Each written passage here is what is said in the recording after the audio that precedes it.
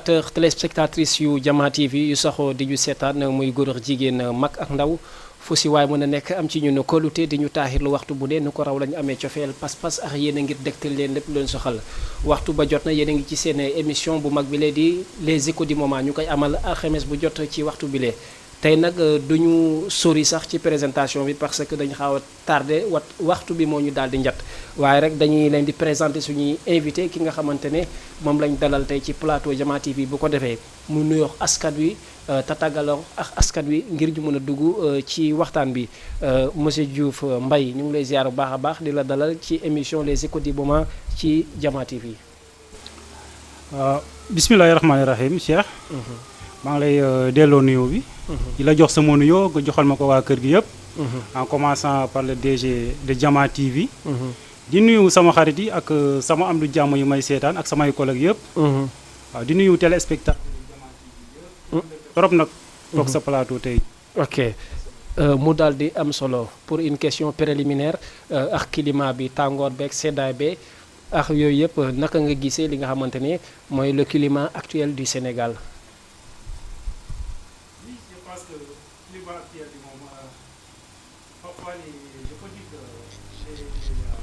Les responsabilités sont partagées actuellement.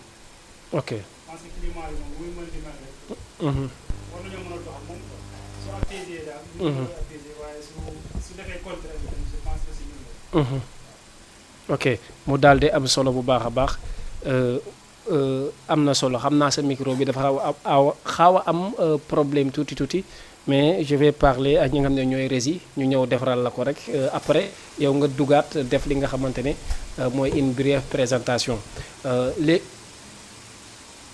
léegi ñu xam ne ñu ngi ci li nga xamante ne mooy ay période actualité boo xamante ne mu ñeel li nga xamante ne mooy ouverture scolaire bi nga xamante ne fii nii ci réewum Sénégal élèves yi ñu ngi daal di commencé seeni njàng ñu commencé ko ci bismillahi rahmaani rahim ñu ñaan ñu jeexalee ko ci alhamdulilahi rabil alamin loolee tax sax mu nekk thème émission bi nga xamante ne mooy l'actualité éducative au Sénégal muy li ñu nar a waxtaanee kon damay bàyyiwaat Mbaye rek mu daal di nuyoowaat askan wi comme dafa amoon benn panne technique sëñ Mbaye ñu ngi lay ziar bu baax a baax.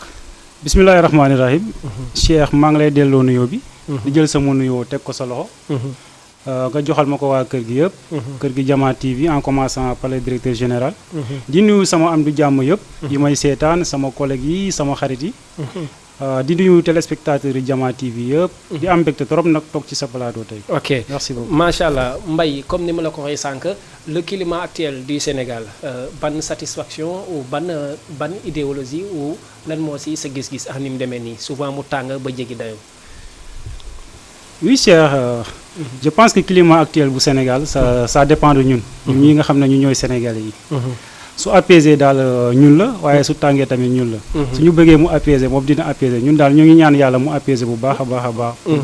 jàmm mën am si dëkk bi daal. ok mu daal di am solo xam naa loolu waxtu bee ñu njat sax mais argument xajoon na si quoi bu tàngee ci ñun la bu seddee ci ñun la loolu peut-être wax la mais dañuy dugg au vif du sujet tey mu nekk loo xamante ne mbégte lay doon ngir dalal la parce que gis nañ ne maanaam yaa ngi def liggéey bu am solo.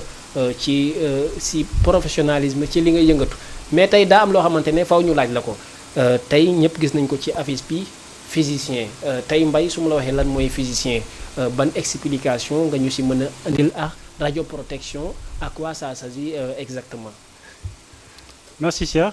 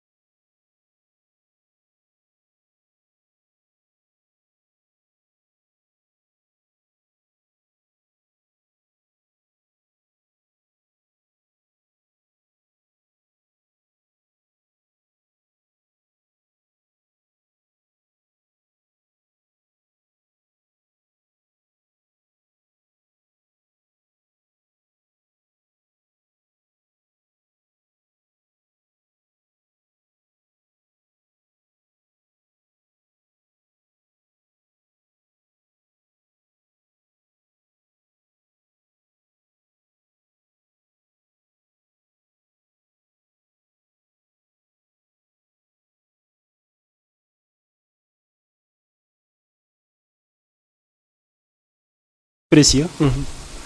Time is money. Ouais. Si on doit faire avec le temps. Ouais. École débutée ba pare ñu ne enseignant amut. Alors que ça on devrait les régler avant mois d'octobre. ok Ouais. ok léegi am na loo xam ne il faut ñu waxtaan si moo xam ne dafa xaw ci Mauritanie mu laal immigration clandestine quoi dans ce cas ñu gis lu ci toll 3000 enseignants Mauritanie yoo xam ne dañoo dugg ci gaal gi ne dañuy dem Espagne loolu Africa métti wala léegi y a pas des hommes d'ambition boo ko xoolee d'une manière générale. Oui, dans ce sens aussi, je pense que les responsabilités sont partagées. Que ça soit au niveau gouvernemental, wala ñun suñu bopp ñi nga xam ne ñun ñooy dem ci gaal yi. mais ak suñuy famille tamit. waaw ak suñuy famille tamit. En tout cas man lépp lu ma mën a wax jeune moom mooy bu la dul jaral bu la dara jaral. man de loolu laa wax samay frères yi nga xam ne yabante naa ak ñoom. bu la dara jaral nga dugg si gaal nga ne da ngay dem wuti Eldorado je sais pas quoi. waaw waxuma nag bu kenn tukki ku mën a tukki nga tukki mais légalement. waaye parce que tukki moom. yàlla su waxee di nga dem Gambie tamit. ala kuli aali di nga dem Gambie. ala kuli aali di nga dem Gambie mais par le moyen des pirogues. je le déconseille à tout jeune. ok tôt ou tard sa wërsëg dina ñëw ala kuli aali sa wërsëg dina ñëw muy ñëwee Sénégal wala muy ñëwee France wala États-Unis tôt ou tard dina ñëw. ok mais souvent jeunes yi bu ñuy dégg sax ku leen di conseil ne bul dem ñoom dañuy naan ay kii bëggul ñu yegg maanaam extérieur wala lii parce que dañuy wax ne maanaam gaal gi lañ am pour jël parce que bu deekee politique pour côté visa maanaam tubaab bi bu buggee dugg Afrique day jëw dugg mais sénégalais bi bu buggee dugg faw ñu ne ko visa te visa bi mun nga déposer 10 fois doo ko am loolu tamit est-ce que ça ne pose pas problème. Oui, c'est dans ce sens que je dis que les responsabilités sont partagées. Parce que je pense que. comme ni nga ko waxee su dee tubaab bi su bëggee dugg fii day yomb alors que sénégalais bi par exemple su bëggee génne day métti. loolu je pense que suñuy autorité ñoo ko nangu. ok waaw mais suñu autorité suñu amoon nañu ko bañee je pense que du ñu yegg ci domaine boobu. wala aussi ñoom tamit suñu créé woon fii loo xam ne dina permettre jeune bi dina toog à l'aise avec sécurité mu liggéey lu mu war a liggéey di ci gis boppam ay famille am di ci gis seen bopp. je pense que aussi peut-être mun na ñàkk tamit mun na am tamit dina am ñu dem mais je pense que nombre bi du rëy noonu daal. waaw tey immigration clandestine bu ñu la waxoon tey en tant que jeune nga posé si quelques solutions lan lay doon. quelques solutions. li ma ciy posé moom mooy. créer des emplois. il faut créer des emplois. waxuma ne créer ay emplois après seeni borom. amuñu ko gars yi defee mu am partisanerie quoi. waaw c'est ça seeni borom sécuriser wuñu leen aussi. wala aussi nga ne da ngay créer emploi Cheikh ànd na ak man moom laa jox fële ainsi de suite. on crée des emplois par mérite c'est ça. su dee monsieur X moo war a liggéey fii monsieur X na fa liggéey su dee monsieur Y moo war a liggéey fii monsieur Y na fa liggéey. waaw moi c'est ce que je vois. je pense que les jeunes qui partent aussi. désespérance mi ngi ci quoi si on se dit la vérité. ok mu daal di am solo bu baax a baax mbokku téléspectateurs yi en attendant muy partager ay ñoñam li nga xamante ne moo jëm ci maanaam lien beeg consort pour ñu suivre que ensemble ak mbokku téléspectateurs yi képp ku bëgg a woote tamit xaw nañ guddee nag mais ku bëgg a woote mën nga woote ci numéro bi la di 78 116 82 38 78 116 82 38 yéen a ngi ci seen biir émission les échos du moment tey ñu dalal fi un jeune boo xamante ne vraiment maanaam c'est un physicien mais koo xamante ne tamit il est maanaam dafa am compétence ni ñu ko mën a waxee ci wàllum radio protection loolu nag yoo xamante ne rarement lañ koy dégg parce que ça touche un peu à la science te xam nañ ko le Sénégal comme ni mu koy waxee c'est un pays tellement littéraire mais ba tey dañuy continuer ci biir maanaam question yi ci wàllum enseignement bi tey Mbaye ñu gis ne maanaam le même cas arrivé na tamit ci gouvernement bi ñu def communiqué ñu ne dañoo bëgg maanaam lépp lu jëm ci wàllum inscription maanaam école maanaam 5000 à 3000 à 5000 lañ koy def maanaam école publique yëpp kenn amatul droit fay au-delà de 5000 mais ñu gis que ne man j'en ai témoin maanaam ñu gis ay kilifa yoo xamante ne ci wàllu école bi lañ nekk muy ay directeur mais respecté wuñu loolu tamit est-ce que amuñu ko ñu ci war a joxoñ baaraama tuuma bu ñu demee ba état jël décision mais maanaam ñu nekk ci école yi duñ ko respecté. Oui, je pense que état bi su jëlee inscription. 5000 yóbbu ko. waaw nee na 3000 à 5000. da ko remonté à 5000 quoi. waaw maanaam. da koo yokk. Je pense que ci wàññu la si jublu de peut-être. non je pense que su dee yokku la comme. waaw comme ni ma ko maanaam comprendre dafa jóge 3000 ñu yóbbu ko 5000. waaw maanaam question bi mooy nit amatul droit parce que daa am ñu doon def ay 8000 9000 10000. ci école publique yi pour inscription. mu ne leen léegi entre 3000 à 5000. à 5000 la ok quoi ok. réduction la def quoi. mais Ok. am na ñu ko respecté wul ba tey di def 10 000. ah ok loolu question bi fan la ne exemple. ok j'ai compris. waaw problème bi quoi. j'ai compris maanaam état dafa joxe benn intervalle. Voilà, intervalle entre 3000 et 5000. il ne faut pas dépasser les 5000. su la neexee tamit doo wàcc 3000. waaw ok. je pense que su dee am na ñoo xam ne ñu ngi def au-delà de 5000. par exemple ay 6000 10 000 jëm kaw. Ça je pense que seeni borom peut-être dañoo xalaatu le monde rural. yow xam nga ne le monde rural par exemple je vais juste donner des exemples concrets quoi.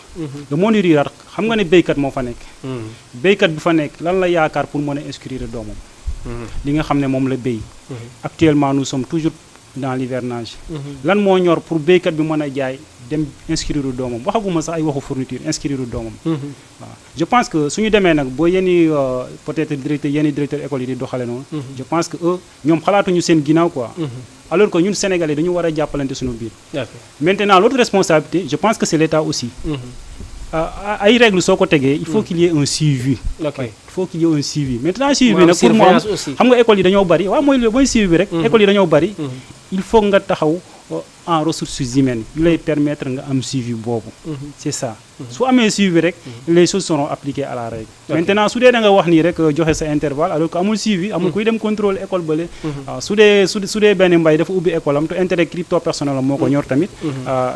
day dem au-delà de cet intervalle. c'est ça ok surtout am na lu ñu doon gisatuñ ko dañ doon gis ne école bu jotaan comme les années 2000 mun nañu wax 2000 ba 2010 dañ doon gis ay subventions maanaam xale yi la plupart duñ jënd ay fournitures mais ñu gis àdduna di développé boo atti ni muy gën a demee maanaam waajur bi di gën a sonn ci jënd fourniture maanaam li nga xamante da doon am 2002. te ñu gis mu takk loolu mauvaise politique la wala àdduna moo ñu toll ou pas exactement quoi pour yow lan moo def loolu. Oui, ça aussi je pense que nous entre nous Sénégalais ñun dañu war a jàppalante quoi. waaw tout souvent amatul quoi. noonu le vrai mot sax loolu touché nit ñi ay fournitures. dañu war a jàppalante. maintenant soo demee côté les dirigeants par exemple les autorités politiques. qui dirigent par exemple un local. c'est à eux tamit dañoo war di jàppale élèves yi. waaw li ñu leen di jàppale mooy en fourniture. c'est du loo xam ne dañu ko war a ñaan ça doit être une obligation. parce que je pense que su dee da ngay gérer ay deniers publics. deniers publics da nga koy gérer pour dimbale askan bi nga xam ne ñoom ngay diriger. je pense que képp koo xam ne ba ngay bëgg a falu. da nga demoon ci benn ruq di fa campagne. xam nga bu baax lan moo fa am ak lan moo fa manqué. xam nga aussi c'est un train de vie si on se dit la vérité. donc école bu ubbee. nga jël benn cahier sax jox ko benn élève. je pense que yaa ngi participer à l'avenir d'un jeune. et participer à l'avenir d'un jeune je pense que moo gën dajeeg benn Massamba fële may ko benn 5000 wala may kële benn 10 000. waaye. ok mais côté des fournitures aussi. actuellement les fournitures sont très chères. waaw moi je parle en connaissance de cause. les fournitures sont très chères. boo ci amee ñaar ba ñetti élèves tamit dafay xaw a métti trop. trop donc moo tax ñun dañu war a booloo ñu jàppalante. waaw ok mu am solo ba tey ci wàllu scolarité gis nañu école yu bëri dañ daal di inondé maanaam inondation yoo xamante ne sax am na sama benn collègue dégg naa muy def reportage TFM mu ne maanaam école boobu noonu daal comme toolu maanaam toolu ceeb tey bu ñu yeggee Sénégal école yoo xamante ne da ngay dem sax ba parents yi ñoo dul nangootu sur le champ école bu ubbee li ñuy wax ubbi tey jàng tey dañ koy bañ parce que da ngay gis nañ fi Sénégal école boo xamante ne dafa inondé bu ab ay yeew maanaam ay jaan nekk ci biir état boobu nga xamante ne maanaam école yi dañ koy def qu'est-ce que ça vous fait en tant que koo xam ne aw nga ci école primaire aw nga ci dans la campagne genre yooyu noonu ko. ubbi tey jàng tey moom. je pense que si làmmiñ yi rek la yem ak presse bi. c'est là. si làmmiñ yi rek la yem ak presse bi. ok ah bon. non si on se dit la vérité. ça n'existe pas quoi. Week-end bi passé. J'étais au village. J'ai passé à côté dans CS. fenêtre yi sax mënu ko gis. ndax ñax mbant mbaare yi nekk mbant mbaare yi fa sax.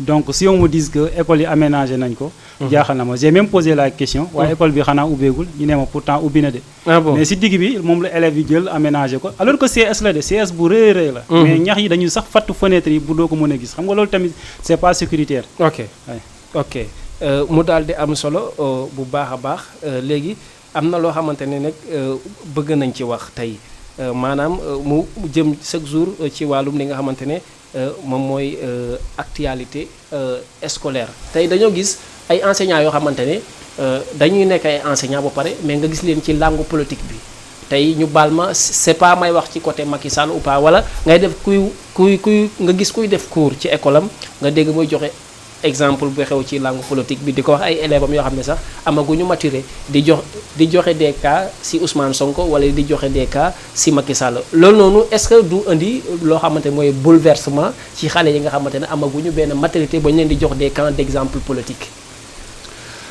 Oui, je pense que politique moom ku nekk am na droit def politique chacun est libre de faire la politique à part corps public yi nga xam ne am na yenn corps yoo xam ne tere nañ leen ñu def politique wala participer ci ay rassemblement association par exemple quoi. Les enseignants ont droit de faire la politique am nañ droit far ci Macky Sall wala je sais pas ci Ousmane Sonko wala ci Ablaye Wade mais le fait que tamit nga dem école di jàngale di fa wax ay Macky Sall wala ay Ousmane Sonko Ablaye Wade je pense que si c'est le cas c'est pas responsable. Okay. C'est pas du tout responsable. Mun na détourner xale bi. Non c'est pas du tout responsable xale bi dañ la wax jox ko xam-xam. jox ko xam-xam. yow sa xam-xam bi ñu la wax jox ko c'est un programme boo xam ne. yow yaa ko fa teg. mais c'est un programme qui est mis par le système éducatif. au niveau national. donc yow xale bi jàngal ko loolu yow nag soo génnee école ba. su la neexee nga dem topp ci Ousmane Sonko wala ci Macky Sall. mais quand même su dee loolu moom mi ngi am. on doit rectifier le tir automatiquement. ok ba tey dañuy dawalante ak waxtu bi parce que tey liñ am ci waxtu dafa néew ndax dañoo xaaw a tardé ci émission bi mais tey digitalisation laa bëgg ñu waxtaanee maanaam bu njëkk da nga doon gis ñuy compter ay bâtonnet nga dem comme sama mbokku séeréer yi sax lu ñuy wax ondoy nii na séeréer quoi. da ngay gis ñu jël ay bant.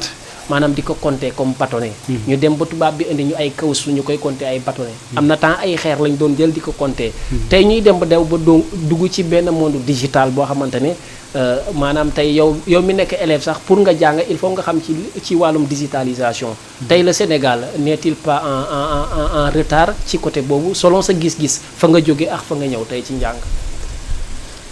Oui, je pense que aussi si benn instant tamit am na ay effet positif bien que am na ay effet négatif effet positif yi moom mooy avancement moom la ñuy ñaan ci àdduna bi et je pense que via l'exemple que tu as donné c'est la science qui a évolué et moi en tant que scientifique je ne peux pas ne pas se glorifier pour concernant la digitalisation. Maintenant si beneen côté bi tamit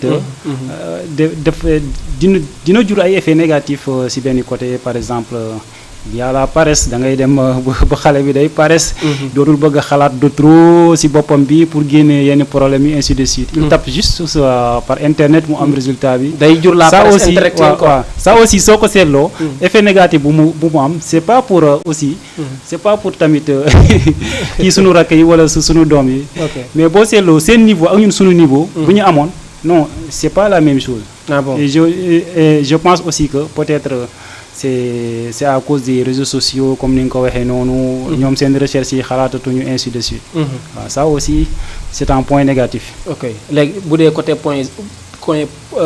bu fekkee côté point positif. côté point positif.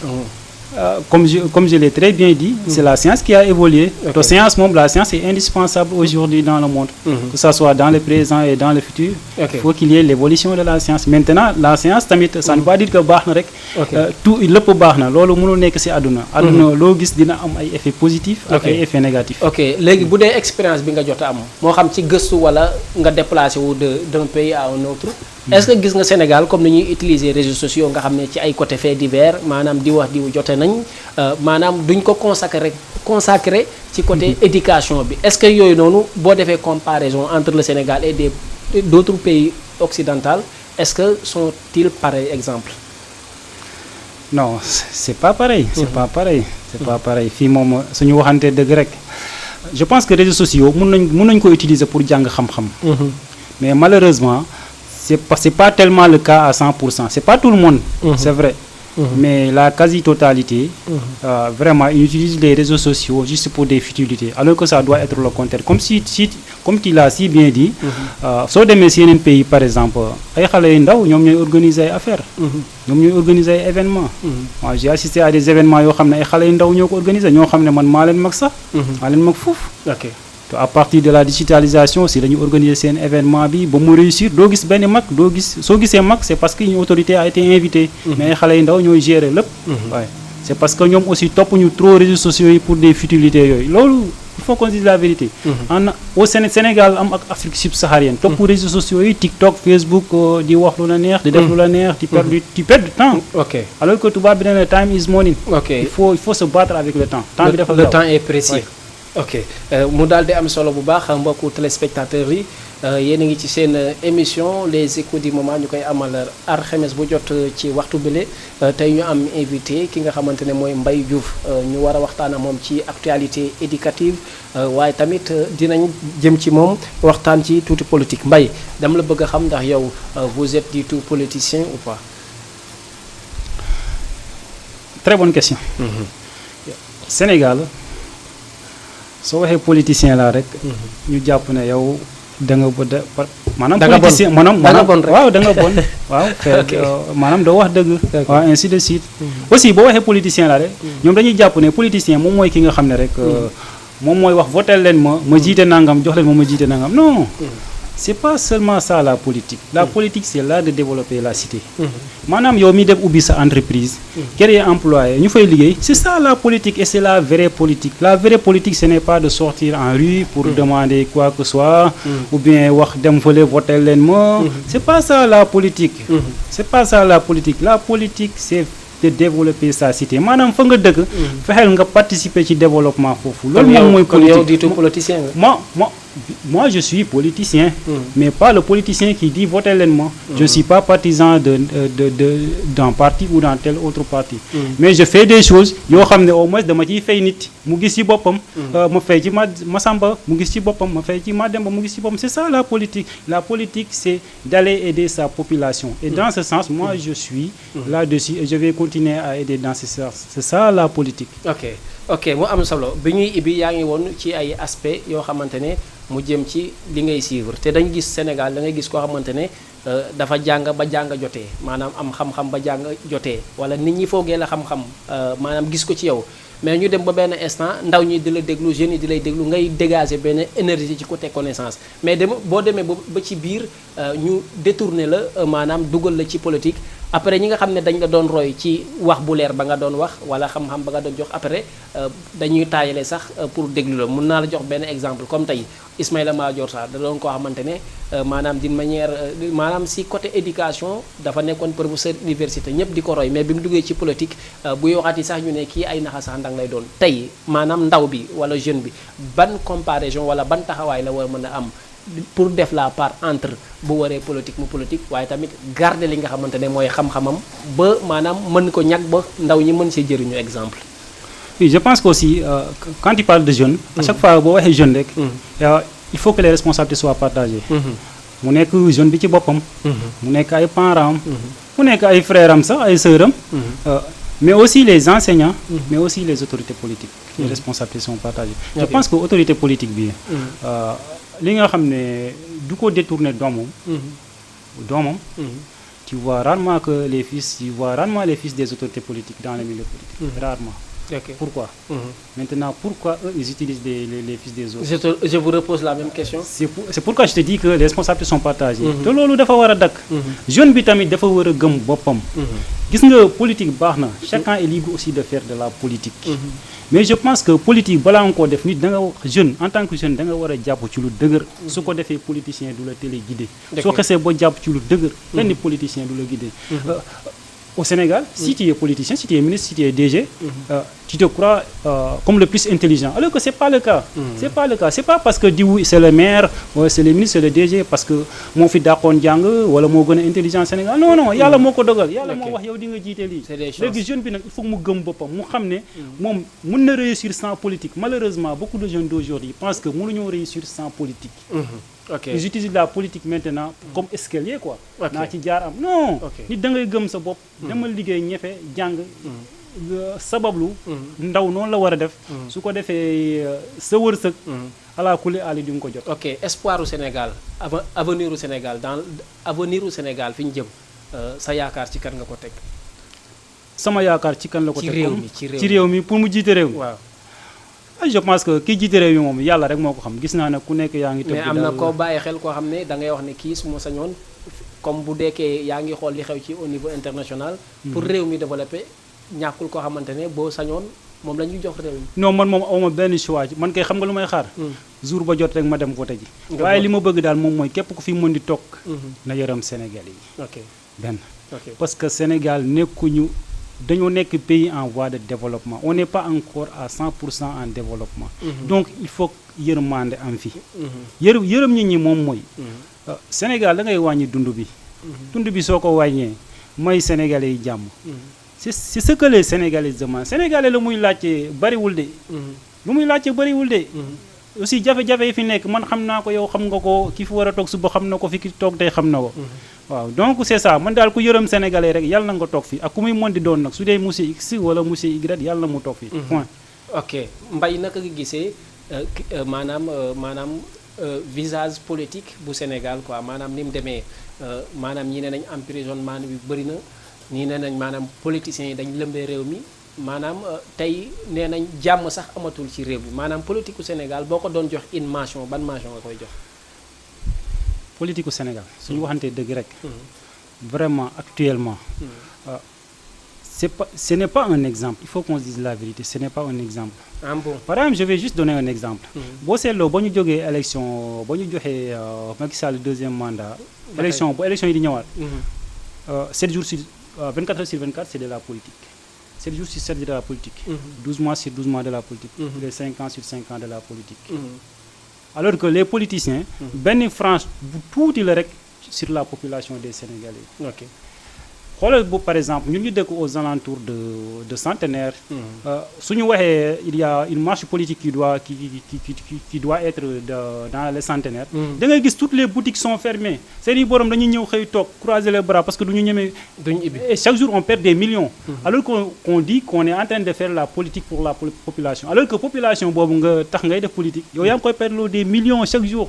Okay. Donc pourquoi ñuy def politique 12 mois sur 12 5 ans sur 5 pourquoi mënu ñoo bàyyi bu ñu ne élection jot na waaw joxe nañu date campagne mais ngeen commencé politique mais politique pendant toute l'année génnal fii au-delà du Sénégal di ngay génn boo ñëwaat doo gis kuy wax ay waxu politique je vous le jure. ok tey Mbaye boo amee lu la métti ci réew mi lan la ci côté politique bi boo amee lu la ci métti boo xam ne da ngay naan lii nga joxoñ ma ne lii su ma sañoon mu dañ ci réew mi. moo sañoon mu denc ci réew mi moom mooy politiciens yi suñ la falee concentré wul nga liggéey mais ay affaire de fayantoo tamit yooyu noonu nekkul loo xam ne mooy jëmale kanam quoi. ok li nga xam ne tamit léegi ma bañ la dagg opposition bi ak pouvoir dama bëgg ñu équilibré tey boo doon wax Macky jàppal lii ak bàyyi lii ak Sonko tamit jàppal lii bàyyi lii lan lay doon exactement. par exemple man su ma doon conseiller Macky dama koy wax liggéeyal rek yow lañ jox réew yow lañ fal ala kulli aali sa mandat day mot mais liggéeyal yenn yi nga tànqamlu ko mais njiit aussi noonu la war a mel da nga war a tànqamlu léegi Sonko tamit su dee dëkk bi moo ko ñor wala Abdoulaye Wade dëkk bi moo ko ñor je sais pas les candidats wala Khalifa Sall dëkk bi moo ko ñor mais moom tamit il a le droit d'être candidat je pense s'il a le droit d'être candidat et que yoon jox na ko mu nekk candidat mais moom mu xaar bu démarche am jot maanaam heure de campagne jot mu dem campagne deuxièmement su waree falu day falu parce que ala kulli aali ku yàlla wax ne yow yaa jiite réew di nga ko jiite bu yàlla waxee di nga jiite daayira sax di nga ko jiite loolu kenn mënu ci dara. ok waaw tey ban qualité majeure nga gis ci Sonko ba yow nga jàpp ne kii nii qualité bi tax na kuñ mën a war a mën a jox réew lan la. non franchement soo bëggee dégg dëgg rek. Macky Sall ak Sonko d'abord Sonko d'abord. Sonko non dama lay wax rek. Macky Sall ak. Sonko Khalifa Sall ak. amoo benn recherche bu may def si ñoom. moi je suis très occupé par la physique. je suis très occupé par la non mais c'est vrai non c'est vrai amoo benn recherche bu may def si ñoom. ok si bilaay yàlla mi ma tiim rek laay xool amoo benn recherche man xam nga lu ma ñor. fa ma dëkk nu may def ba dimbale leen. su école ubbee ni may def ba dimbale leen. ñu gis seen bopp ci man ci li ma yëngatu. man fa may liggéey. ak si li ma yëngatu. su ma fa demee ni may def ba satisfaire leen man loolu laay lijjantee. dama bëggoon ñu boucler côté politique bi après nga xam ne say aspiration ci sa dëkk ban vision nga am ci sa dëkk. non avant ñu dem foofu mais dama bëggoon rek nga ne ma Sonko qualité yi moom rafetlu naa ko ci moom Macky Sall qualité yi parce que ñoom ñoo ñu xam ne l'opposant et le parti au pouvoir. Cheikh xam nga nit moom pour nga xam ay qualité am. non selon li nga jot a gis. exemple pour nga xam ay qualité am wala. benn matière sax pour nga xam lan la mën wala lan la mën je pense qu'il faut nga étudier ko. je vous le jure je n'ai même pas le temps d'étudier Sonko ni Macky Sall ni Khalifa Sall. maanaam man lépp lu may étudier moom mooy la physique ak li ma la wax jeex na. kese lijjantewu ma leen à part loolu soo may fekk ci leneen ci peut-être ci sport bi nga may fekk ci football bi ma ciy ratata jeex na. ok léegi Sénégal comme football nga wax Sénégal dayoom ci football depuis bi mu jëlee CAN bi tey boo ñu doon defaral ay rétrospection ay maanaam nga boo ñu doon defaral nga dellu ci ginnaaw ba fa ñu yegg si Sénégal du mës a jël CAN ba tey ñu jël ko ba ñu ngi waajalaat beneen CAN tey loolu boo ñu doon defaral benn analyse lan lay doon. waaw mais soo gisee parcours Sénégal. mun nañ koo conclure par exemple ci li ñu jot a wax quoi. parce que xam nga nee naa la sànq nit lu mu war a doon ala kulli ali da nga koy doon. soo bu si gisee parcours Sénégal noonu la bindoo. ci wàllum football noonu la bindoo. depuis ñaata at Sénégal mi ngi daw ci ginnaaw Coupe d'Afrique. mais dañoo noppi di liggéey ci football bi. et c'est le fruit du travail. boo seetloo en un an. jël nañ bépp compétition bi ñuy teg ci football rek jël nañ ko au niveau africain. volleyball basket. bi lépp jël nañ ko. football toutes les catégories on a ravagé toutes les coupes. loolu ko waral. c'est le fruit du travail à long terme. on a travaillé à long terme dans le silence bi ñuy liggéey boobu peut-être yeneen pays ñi ngi nekk di wax ci ay futilités. nangam Sénégal doo ci dégg ay waxu prime déggatoo ko ci. waaw ainsi de suite amul transport joueur bi amul transport. nangam yooyu dégg ko ci peut-être liggéey boobu ak les centres de formation. ñoom tamit am nañ part de responsabilité bu positif. comme Jambar comme Génération Foot comme DSK Dakar Sacré-Cœur ainsi de suite. loolu tamit ils ont un effet positif sur le football sénégalais. et aujourd'hui c'est le fruit du travail. li ñu am. dañ koo mérito. waaw te gëm naa ne suñ ci gënee jàpp. fu ko raw sax la ñuy dem ci football. ok ñu gis le monde arabe dañoo accaparer football bi tey Arabie Saoudite la majeure partie des grands joueurs dañ fay dem ay ñoom Sadio Mané et consort léegi ñu gis Sénégal bi mu footballee récemment avec Algérie score bi Sénégal ñu dominer leen ñu ne parce que monde arabe bi sénégalais yi maanaam ils ne sont pas du tout à l'aise là-bas malgré ñoom seen salaire mën na avancer mais compétition yi si côté Occident bi lay gën a amee solo pour ñoom bu ñëwaatee seen équipe nationale est-ce que vous partagez le même avis. non je pense que sport moom loolu ñuy wax ay fait moo am niveau wala fii amul niveau c'est vrai il y a le niveau des championnats mais je pense que partout il y a le professionnalisme foofu ay encadreur bi professionnel yoo fa nekk yoo xam ne c'est pas dañuy talaxee rek dugg ci football bi non dañu jàng seen domaine xam ko di gérer ay club yoo xam ne c'est des milliards c'est des budgets des milliards donc foofu ay tokaar duñu fa toog. ok joueurs yi tamit ay professionnels lañ xam nañ le milieu professionnel. par exemple un Sadio Mané xam na bu baax lu mu mën a def pour maintenir forme am ainsi de suite. je pense pas que ça pose un problème. ok comme avant dernière question avant ñuy tëj émission bi tey boo amoon benn alerte booy def jëm ci wàllum équipe nationale parce que kenn motul waaye tamit benn tactique maanaam motul parce que nit da ngay def jéego ci football sax foog ne noonu la maanaam nga gis ne y a des méfaits tey boo amoon tey ndënkaane boo leen di dënk parce que ñuy dem ak Cameroun benn match amical war a dem ci élimination yi nga xamante ne moo jëm ci Coupe d'Afrique ban alerte ngay def ci ñoom ak looy xaar ci ñoom. oui je pense que compétition moom boo ciy dem jaru sa ngay tànn kee mooy neex wala kee mooy naqari.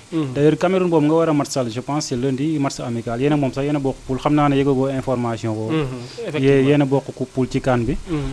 je pense que compétition moom boo ciy dem. xam nga lu ci ëpp solo. mooy na nga préparé wu.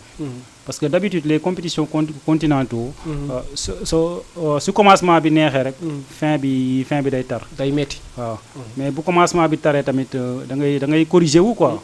da lay may nga corriger boo seetloo Sénégal CAN bi passé le début a été très difficile avec des blessures. pourtant ay équipes yoo xam ne soi-disant équipe yu ndaw moom lañ dajaloon mais c'était très difficile. mais bu ñu génnee ci match bu de poule ba y avait plus photo. équipe bi corriger wu na. Tout le monde pouvait jouer, ainsi de suite. Okay. Le plus important, c'est de se préparer, avoir une très bonne préparation sur le plan physique, mental, ainsi de suite. Ok, léegi ñu dem ñu ngi ci njeextale émission ñu dem question tic au tac foofu moom xam nga dem nañ ci politique nga ne ma du ma wax ci lii parce que taluma leen mais fii da ngay tontu waaw wala déet nga may wax question tic au tac. benn une minute. lan moo la gën a marqué ci sa école primaire. li ma gën a marqué ci sama école primaire. li ma gën a marqué ci sama école primaire j'étais dans une école privée catholique. ba ma jàngee ba def BFM. école bi amul seconde. vraiment marqué woon na ma trop. le fait que man privé catholique laa xam. traitement bi fay am c'est un peu différent avec le traitement des autres peut-être des autres écoles. metti woon na trop que ma fay génne. te aw ma fa bag quoi. loolu moom marqué woon na ma trop sax. marqué woon na ma trop. ok ban professeur moo la gën a marqué. professeur bi ma gën a marqué au lycée ou bien ici à l'université. d'une manière générale parce que moi j'ai. si sa cursus scolaire koo xam ne vraiment daf la séduire quoi. en tout cas il y a un prof qui me marque. Oui, un prof qui me marque. C'est une amie, une maman. Oui, Madame Assine. À partir d'elle, j'ai fait le déclic en mathématiques en classe de 4e. J'étais pas très fort en mathématiques en 5e, mais avec elle, dama bëggoon maths à cause d'elle. parce que dama ko faawoon moo tax parfois enseignant. dafa war a xam ne moom vitrine la quoi. seetu la quoi ci élève bi. grâce à elle. je me suis focalisé par les mathématiques. et c'est pas pour me flatter. j'ai fait quelque chose en mathématiques au Saint-Esprit. ok bu am solo léegi bu amee pays boo xam ne bu ñu la ne woon Sénégal suba mu mel ni pays boobu dans le monde entier ban pays nga bëgg a Sénégal mel noonu. ban pays la Sénégal la bëgg. Non, Sénégal, moom na reste Sénégal. Il faut aussi qu'on dise la vérité. Ah bon, mais chaque personne, chaque pays doit avoir référence en fait. Oui, mais côté développement, je pense que. waaw maanaam ci côté développement ni nga ñëwantale pays boobu ba gis ne Sénégal war na tegu comme. man su ma sañoon par exemple États-Unis bi ñu wax dafa développé sax Sénégal lañu ko développé. Est-ce que c'est possible. C'est possible. Pourquoi c'est pas possible on sait jamais. ok yàlla lu mu bind loolu day am. ok dans la vie bu kenn wax dara mënul am. ok affaire bi ngëm-ngëm la rek man su ma sañoon demuma États-Unis nag. mais dégg naa ne il est très évolué dans le domaine économique su ma sañoon Sénégal raw ko. Russie bi moo jot a dem tamit. su ma sañoon Sénégal raw ko. waaw Sénégal raw ko. dans tous les domaines. ok di nga mës a politique waaw wala déet. bien sûr j'ai des ambitions politiques. ok léegi Mbour fi nga dëkk bokk bu ñu la waxoon def ñetti infrastructure lan nga leen gën a yéene actuellement. fu ma dëkk instant yi. bu ñu la woon ñetti su ma doon def ñetti infrastructure jigéen ñi ña fa nekk. fa ma dëkk laa la wax de. ñi ngi root ci teen boo xam ne 60 mètres la ba léegi. muy benn di puli. dinaa fexe ndox am fa. xale ya fay jàng. pour ñu jàng dañuy def 3 ba 4 kilomètres. xale bi def CI rek dina def 3 ba 4 kilomètres c'est pas par choix. mais dafa amul école bu ko gën a jege maanaam école bi ko gën a jege. 3 ba 4 kilomètres la. su ma sañoon xale yu bu yeewoo maximum su doxee mu dox 1 kilomètre mu dugg ci biir école. troisième bi moom mooy. électricité amu fa. électricité amu fa. foofu li fa manqué bëri na de moo tax 3 points yi nga ma wax sax je pense que. c'est minime quoi dafa tuuti case de santé sax amu fa. moi qui vous parle. par exemple au début de l'hivernage. j'étais là-bas dama demoon benn week-end dama lay raconter rek benn anecdote. sama benn jabaru mag. dafa bëggoon wasin. ñu ngi ma yee à 3 heures du matin. heureusement que sama oto bi ngi fi woon moom nga yóbbu à 3 heures du matin. moom laa leen yóbbu. te boobu ñu ngi ci commencement nawet bi mais imaginez su fa oto bi nekkul woon. musiba am. imaginez et tout ça waroon nañ koo dépasser. Vraiment c'est des choses yoo xam ne waroon nañ koo dépasser complètement. La liste est exhaustive. C'est ça le développement c'est des infrastructures. ok Mbaye léegi kan mooy sa référence ci àdduna. ci àdduna. kuy sa référence koo xam ne da ngay wax ne vraiment li ne ci moom bëggoon naa mu ne ci man ci côté valeur qualité et consort. Cheikh Anta Diop. maintenant. Oui. ok Mbaye vous êtes célibataire ou pas. Je suis marié. D'une femme. Et d'un enfant. ok maanaam vous êtes polygame ou. Non, je suis monogame pour l'instant. Pour l'instant. Mais je suis musulman.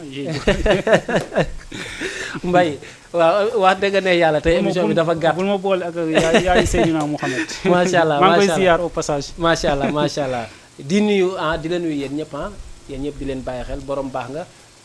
kii bi dafa gàtt tey sax émission mais bëggoon naa ñu gën a guddal mais ni circonstance bi demee la mbégte bu amul appelé woon di la dalal tey boo amee cri de cœur booy wax. wala loo amee looy ndënkaante lan lay doon muy sa dernier kàddu avant ngay tàggatoo. oui man de li may dénkaane rek la ne la. man moom le monde rural mais très cher. il faut qu'on dise la vérité mais très cher. C'est pas parce que yaroo naa ville rek. dama war a jàpp ne peut-être dundu ville rek moo fi nekk non. il faut aller dans le monde rural pour connaître la vraie réalité du Sénégal nañu jàppale le monde rural. Mbaye kon yow yaa bokkoon nga si ñu doon def jàngi ay kilomètres. Non, moi, dans mon kilomètre. Moi, j'étais en Mbour. J'allais juste au collège Saint-Esprit. C'était juste 1-2 km. C'est pas grave. C'est en ville. Même ville, vous serez quoi. Mais moi, je vois des enfants là où j'habite, au village natal, qui font 3 et des 4 km et j'ai des preuves avec moi. Et boo seetloo 10 élèves yi nga xam ne dañuy jàng boo jëlee 10 élèves. dans 3-4 ans da ngay gis ne 3 ñooy des di jàng. c'est des preuves qui sont palpables. parce que ils découragent à cause de la marche parce que école yi motuñu. c'est ça. su ma sañoon ñu gëstu trop le monde rural. gëstu béykat yi. gëstu sàmmkat yi. parce que mbéy ak sàmm moom. ku ko joxul cër moom Sénégal fii. c'est parce que da nga desee xam la vraie réalité. mooy le levier du développement surtout mbéy mi. waaw ok lan ngay tàggatoo. waaw di la gërëm rek di la sant. ci invitation bi. Et l'histoire retiendra que. yow Cheikh yaa ma njëkk a teg ci plateau télévisé. sa liggéey la aussi ça di loo xam ne dootuma ko fàtte. ndeysaan quel que soit alpha tamit dootuma ko fàtte. macha allah di gërëm téléspectateurs yi. di gërëm sama xarit yeeg sama am du jàmm yëpp. sànq ba léegi ñu ngi ma daan sonal ci lien bi. waaw. di gërëm directeur yu télé bi tamit su ko neexoon mu ne du ma invité physicien bi parce que xam nga luy physique vraiment mais ubbil nañ ma porte yi ndeysaan di leen ñaanal fi ngeen ñëw bees nii yàlla na te xanaa beneen yoon di ñu may opportunité ñu waxtaan seulement ci côté physique ak ay affaires yooyu waaw loolu amul benn problème d'ailleurs je suis aussi le président et membre fondateur de la jeune génération sénégalaise du nucléaire c'est-à-dire jeunes yi nga xam ne ñoom ñoo yëngatu dans le domaine nucléaire ici au niveau national. Je suis leur président. Je pense que ça aussi c'est un autre sujet. Comme yow da nga bëgg physique xam physique. Peut-être les jours à venir on va en parler inchallah. Vraiment. Merci beaucoup vraiment à tous les téléspectateurs de Jama TV. Merci kilifa diine yeeg kilifa aada yi ñu doon seetaan ci seen émission bu mag bi la di les échos du moment tey ñu amoon mbégte bu baax a baax dalal fi ki nga xamante ne mooy Mbaye Diouf doon nekkoon suñu invité ci les échos du moment di gërëm ñi nga xamante ne ñooñu doon seetaan mooy ñu nekk ci diaspora bi waaye tamit ñi nekk fii nii ci Sénégal di gërëm suñu directeur général bu Jama TV ndax kat comme ni ñu koy waxee moom moo ñu wan a leex askan wi joyeux anniversaire à ma grande sœur Fatou Ngom Diouf. Madame Ngom ñu ngi lay wax happy birthday to you ci mois d'octobre bi lee nga xamante ne vraiment yow yaay bësam di leen di jox dig daje ci beneen waxtu ak beneen heure ci li nga xamante mooy les émissions les échos du moment merci beaucoup à tous à la prochaine heure merci